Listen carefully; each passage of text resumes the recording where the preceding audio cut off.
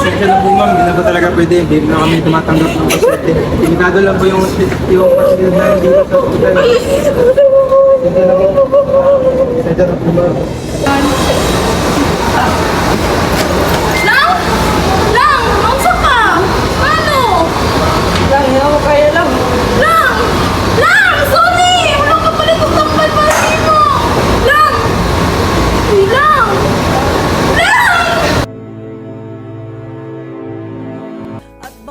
Mr. Senator, magandang hapon po. Pwede po ba kita ma-interview? No video! Mr. Senator, ito po ay dito ko.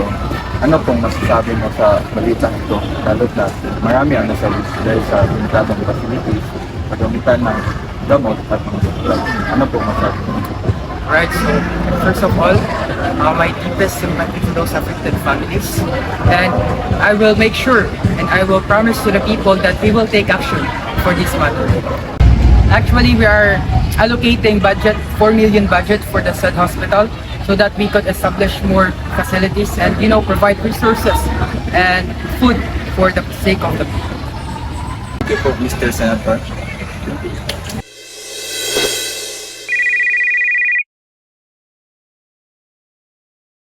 Hello. Natapos mo na ba yung inuutos ko sa'yo? Just make sure na 1 million lang ang ilalagay mo sa hospital funds na yan. And ensure to put the 3 million in my bank account. Okay? Gawin mo lang yung inuutos ko sa'yo and everything will be alright. Thank you.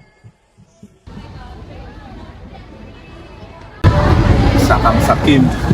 Hindi ko ito papalagpasin. Kapag ka malangkat humandusay dyan sa tabi Totoy, alam mo ba kung ano ang puno nang di matapos-tapos ng kaguluhan ito. Bakit nga ba para lang sa mayaman? Ang mga nasa ilalim ay pagod na sa pangako! Hustisya! Hustisya ang gusto namin! Hindi pondo ang kulang, kundi konsensya. Hindi nyo ba naririnig ang mga naghihirap? Kami nga magpaupos! Hindi nga yung mamagantos! Habang may tagsulot at sila ang nastuktok, di matatapos itong gulo.